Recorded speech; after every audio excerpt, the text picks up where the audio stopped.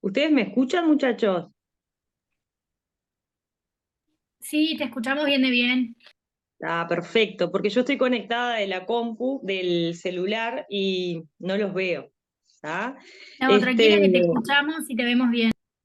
perfecto. La idea, vieron que esta es una modalidad un poco nueva, entonces nos estamos, por lo menos yo me estoy adaptando y es eh, la primera instancia que quedamos en este formato.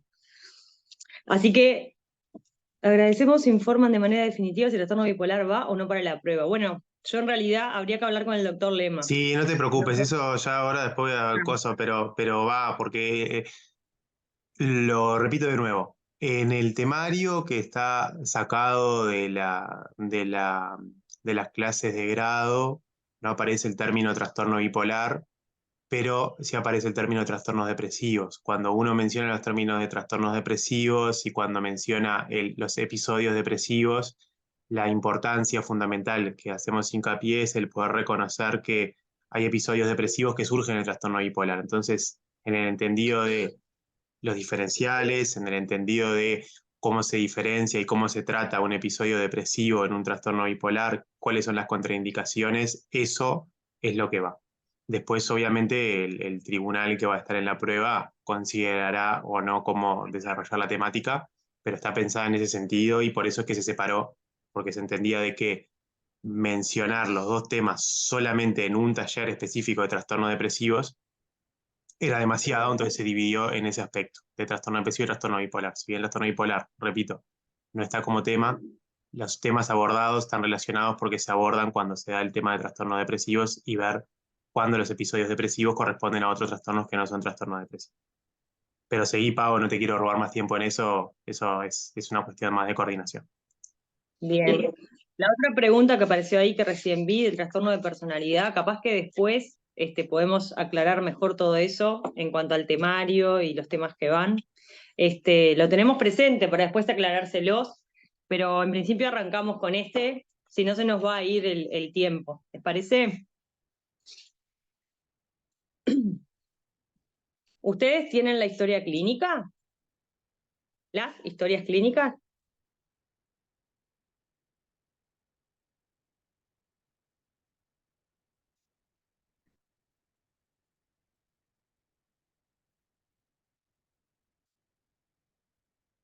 ¿Me escuchan o no me escuchan? Sí, las tenemos. Bueno, ¿quién habla?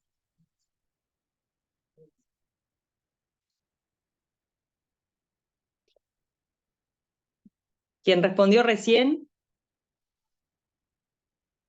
¿Yo? Eh, Sí.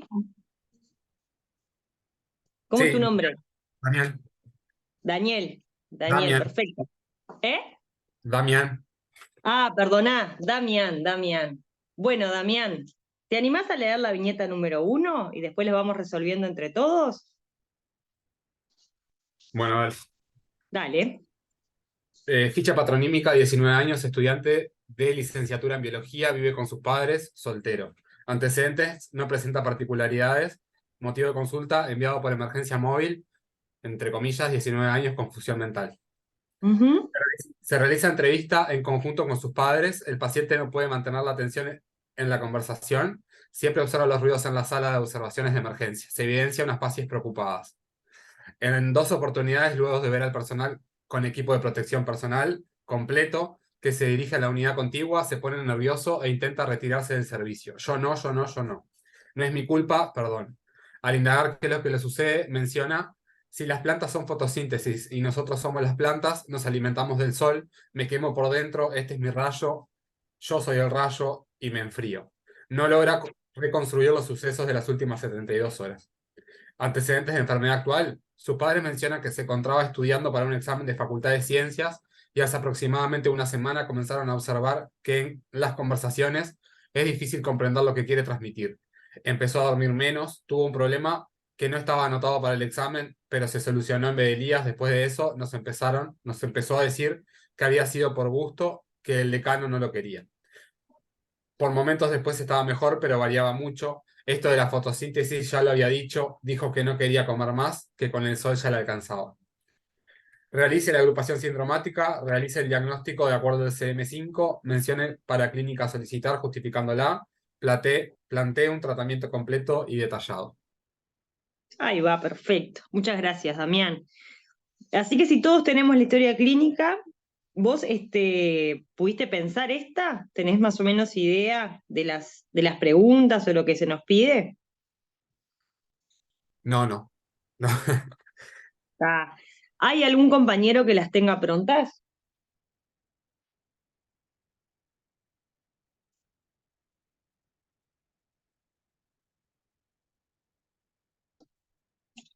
¿Quién hizo la agrupación sindromática?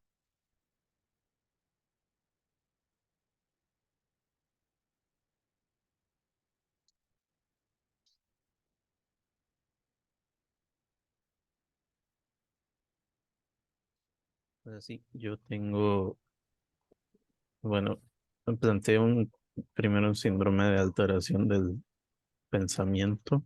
¿Quién habla? Ludwig. ¿Cómo estás? Me pareció que esa voz la conocía. Ahí Bien, va, bueno, dale, repetime que me desconcentré con tu voz. Repetime. sí, bueno, planteé un síndrome de alteración del pensamiento ¿Sí? y subsidiario a esto, un síndrome de alteración de la conducta también. De la conducta. Dentro del síndrome de alteración del pensamiento. Sí. ¿Planteaste algún síndrome más? Quiero ver.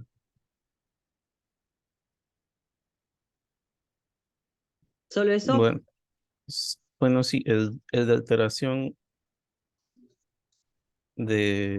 sí, de alteración de la conciencia también. Muy bien, muy bien. Ahora me gustó más. ¿Te animás a leerlo? No lo tengo muy desglosado, pero puedo Dale, lo poner. que tengas. Sí, dame un momento.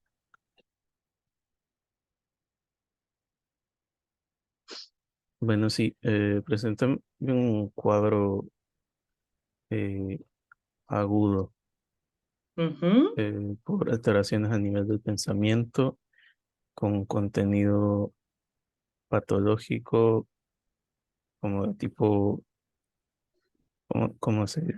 Ah, sí, perdón, que lo hice a mano ayer, no logro leer muy dale, bien lo dale, que pero escribí.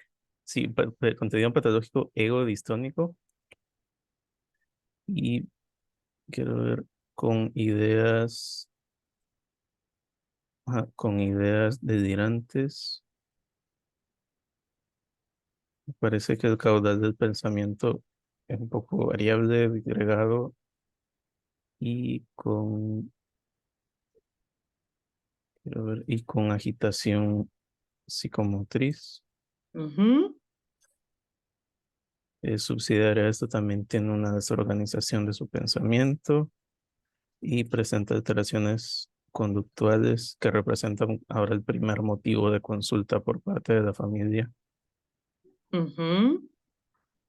que ¿Cuál sería están, cuál sería la alteración conductual que vos planteás que genera la consulta, digamos?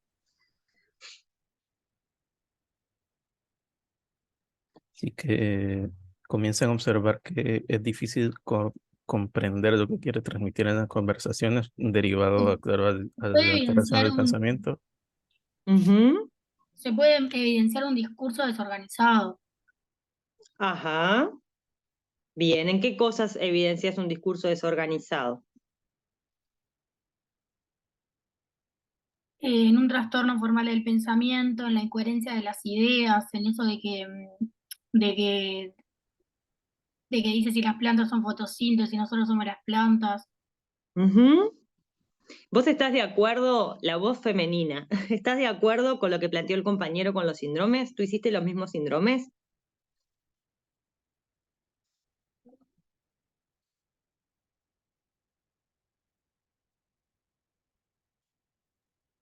Yo en ¿O no? realidad ahí, sí, o sea, ya en realidad puse que era un trastorno psicótico agudo por el tiempo de evolución y Ujú. por la manera en que se presentó. Ajá, pero vos ahí me estás hablando del diagnóstico o me estás hablando del primer punto que es la agrupación sindromática. No, te estoy hablando del diagnóstico. Me estás hablando del diagnóstico, ahí A está. la agrupación sindromática sí puse eso, un síndrome de alteración del pensamiento, un síndrome de alteración de la conducta, ¿Mm? porque se lo ve inquieto, tal, pensamiento desorganizado, Ujú. con las ideas delirantes y que es un delirio extravagante. Que es un delirio extravagante. ¿Por qué te parece extravagante el delirio? Extravagante porque no se asocia a algo de la cotidianidad, digamos, sino que Ujú. como que rompe con la realidad. Claro, pero lo extravagante, todo delirio que se inserta de alguna forma en una psicosis, ¿no? No importa si esta es aguda o es crónica descompensada, va a estar fuera de la realidad, ¿no? La extravagancia capaz que la dejamos para otra cosa, pero organizando un poco esta historia clínica y de repente nos va a servir mucho para después organizar las siguientes. Ustedes acá evidencian, por un lado, un síndrome de alteración del pensamiento, que estamos de acuerdo en que lo tiene. Ustedes dicen que subsidiario a eso hay una alteración conductual, que yo la estoy leyendo de nuevo y no encuentro muy bien la alteración conductual que ustedes ven, pero ahora lo pensamos mejor. Y un síndrome de alteración de conciencia. Ahí estamos de acuerdo. Cuando ustedes hablan del síndrome de alteración del pensamiento, hablan de la alteración formal del pensamiento, ¿no? Y acá es un poco difícil porque la historia no habla de todo el examen psiquiátrico de este muchacho, que interpreto que es un varón. No habla de todo el examen psiquiátrico desglosado porque la idea es que ustedes, con los elementos que hay, puedan plantearse lo que estamos pensando, ¿sí? Lo que sí es cierto, de acuerdo a la viñeta, es que por lo menos podemos decir que en la forma del pensamiento, su pensamiento se desorganiza, o sea que por momentos el paciente impresiona que pierde el hilo conductor, ¿no? Como que hay un trastorno de las asociaciones en su pensamiento y eso lo podemos adjudicar a lo formal.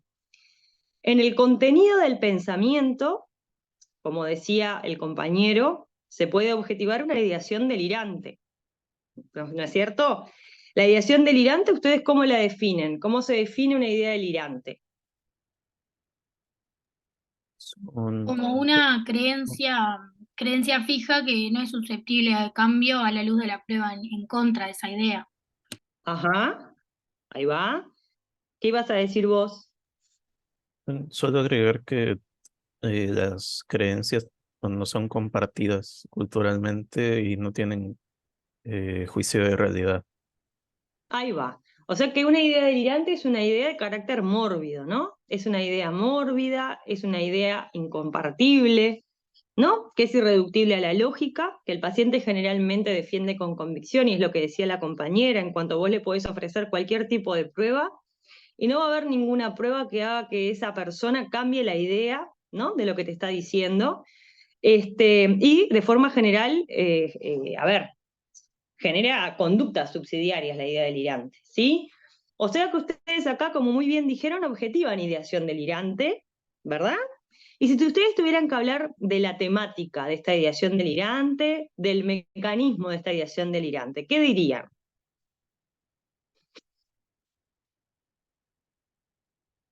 ¿Qué temática tiene o qué temáticas tiene? Son temáticas de culpa, principalmente. Y eso de las plantas son fotosíntesis, a veces la verdad que Está raro, ¿sí? sí, no sabría explicar el tipo de temática, pero podría ser que nosotros somos las Ujú. plantas, nos alimentamos del sol, me quemo por dentro, capaz que son de tipo somático, sentir alguna, no sé, tendrá alguna sensación en el cuerpo, no me queda muy claro, pero sí. Bueno, está bien, es una buena pregunta. Yo creo que ahí lo primero que podíamos pensar es en una temática fantástica, en esto de la fotosíntesis, ¿no? Que el muchacho habla. Nosotros somos las plantas, hacemos la fotosíntesis, nos alimentamos del sol. Podemos pensar en algo de tipo fantástico si quieren, en algo de tipo somático, como vos decís, que podría ser a lo mejor algo senestésico, si es que este muchacho siente en el cuerpo, ¿no? Si cuando él dice me quemo por dentro, realmente lo siente, ¿no? Siente, bueno, calor o un fuego, lo que sea que él pueda decir, y ahí entonces, si él tiene una sensación somática, esto es, puede ser un... Ahí a veces está discutido si es el mecanismo o es la temática, ¿sí? Pero sí podría ser que este muchacho tuviera algo corporal, como vos decís. Hay otra Pau, te cosa que dejo acá dice, algunas cosas del chat que ahí plantearon temática persecutoria. dale, No. sí, hay algo, lo que pasa que acá cuando él dice yo no, yo no, yo no, no sabemos muy bien a qué hace referencia, pero podría ser algo, sí, bueno, podría ser algo persecutorio, ¿no? No queda como muy claro, pero la idea es que ustedes vayan viendo que a lo mejor acá hay varias temáticas, ¿no? Tenemos lo persecutorio, puede ser de daño y perjuicio también, porque vieron que esta frase que traen acá no nos queda muy claro la temática, a lo mejor en las otras historias después nos queda más claro para que ustedes se den cuenta. No es mi culpa, perdón, dice él, ¿no? Al indagar qué es lo que sucede, menciona, si las plantas son fotosíntesis, nosotros somos las plantas, nos alimentamos del sol, me quemo por dentro, este es mi rayo, soy el rayo y me enfrío, ¿no? Si ustedes ven esto y ven estas temáticas, vieron que hay varias temáticas, ¿no? No parece ser una sola. Bueno, acá hay alguien que pregunta si no puede ser acidez. La verdad que estamos pensando, estamos analizando un discurso de un paciente que consideramos delirante. Así que podría ser, el tema es, qué es lo que él adjudica de eso, ¿no? ¿Qué es lo que él siente de eso? O sea, que no vamos a pensar que esto sea acidez, y si es acidez, capaz que él tiene una percepción que es delirante de esa sensación corporal, ¿sí? La idea es, puede tener diferentes cosas, pero la idea es poder ajustarnos a lo que estamos analizando. Lo que yo les quiero mostrar es que hay como varias temáticas en lo que el paciente refiere, y además de los mecanismos que podrían decir. El sinestésico lo podemos tomar como un mecanismo, si quieren, que nos va a quedar más fácil para el análisis posterior. ¿Sí? ¿Qué otros mecanismos hay, les parece a ustedes?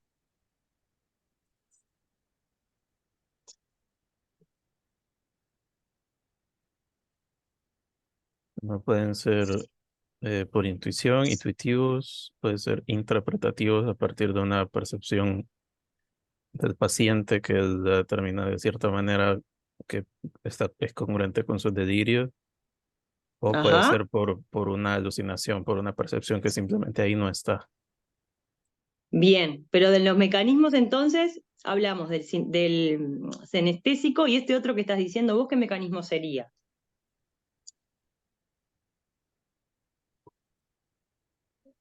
Capaz que intuitivo.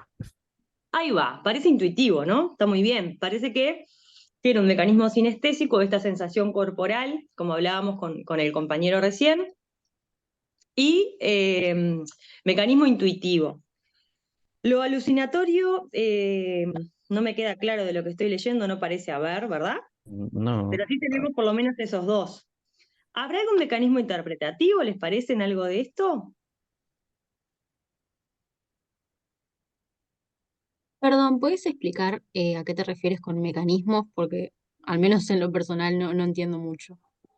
El mecanismo, cuando tú hablas de una ideación delirante, el análisis semiológico de la ideación delirante tiene que ver con la temática del delirio, el mecanismo del delirio y la estructura y la sistematización del delirio.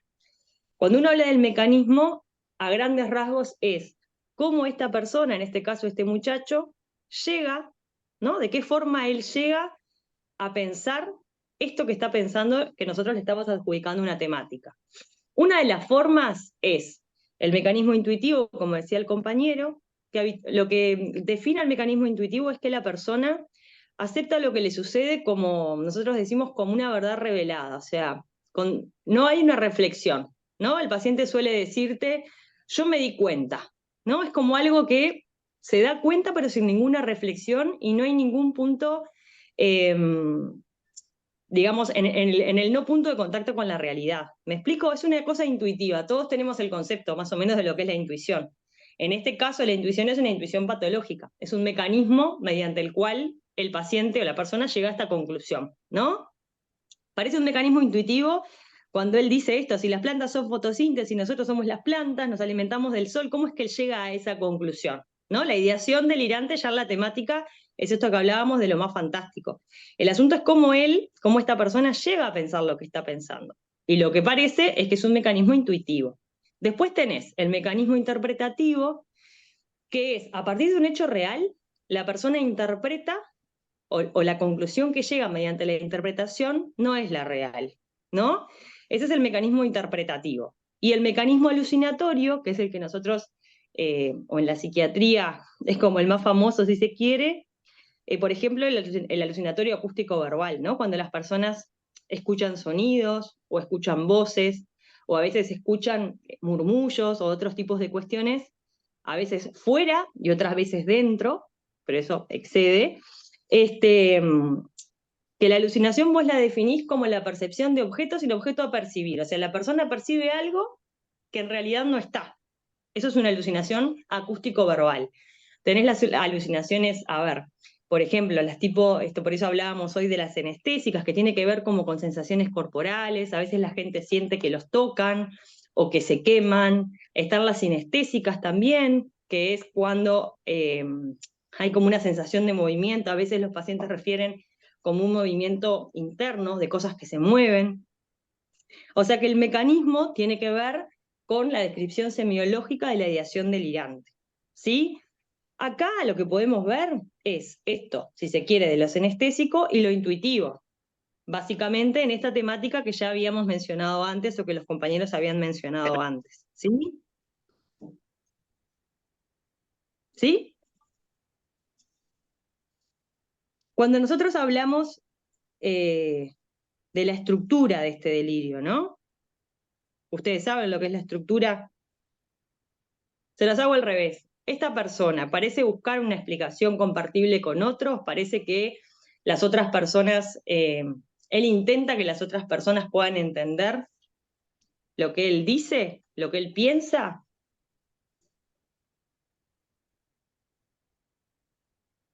¿Qué les parece? ¿Qué características tiene? No, ¿no?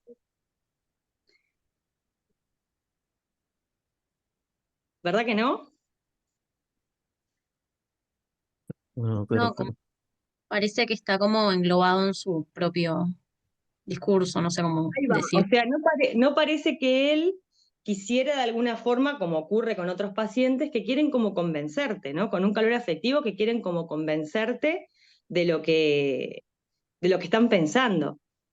Acá lo que predomina, como ustedes dijeron, es la desorganización del pensamiento y esta ideación delirante que no parece tener mucho tiempo de evolución. Vieron que no hay una idea que sea como la idea central de la cual surgen los otros tipos de ideas, ¿verdad? O sea que lo que predomina es lo que ustedes dijeron, es la desorganización del pensamiento, ¿sí? Que es lo que trae la historia clínica, y esta ideación delirante que tiene más de una temática y que tiene más de un mecanismo, ¿sí?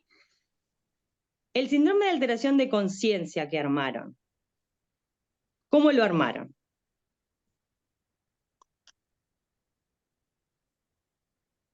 ¿Cómo plantean que este muchacho tiene un síndrome de alteración de conciencia?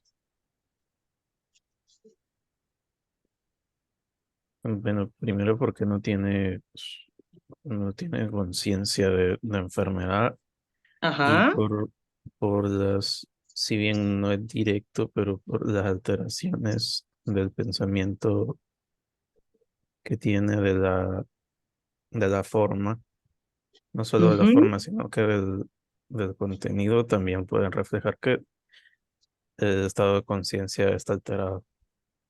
Ahí va, vos decís por la ideación delirante que él presenta, pero si vos tuvieras También, que, si vos también tuvieras porque que, perdió sí, noción de 72 horas previas. disculpa, ¿me perdió qué? Que no te entendí. Perdió noción de 72 horas previas a la consulta. Ahí Ahí hay que está. hacer conciencia, claro. Déjame, perfecto, déjame encontrar eso acá. No logra reconstruir los sucesos de las últimas 72 horas, decís vos. ¿Haces referencia a eso? Sí. Ahí va. Ahí lo que tenés en esto, si vos tuvieras, ¿qué son las cosas que definen la conciencia semiológicamente? ¿Cuáles son los elementos que uno valora de la conciencia? El compañero ahí dijo la ausencia de conciencia de síntomas. Vos estás hablando de esto que es cierto. ¿Y qué valora acá? Cuando alguien no logra reconstruir los sucesos de las últimas 72 horas, como dice. Es un periodo amnésico que tiene. Ahí va, perfecto. O sea que lo que está alterado acá es la memoria, ¿verdad? Vos estás objetivando una alteración de la memoria, el compañero objetivó una alteración en la conciencia de síntomas. ¿Qué otra cosa les parece que hay para valorar acá que está bastante claro?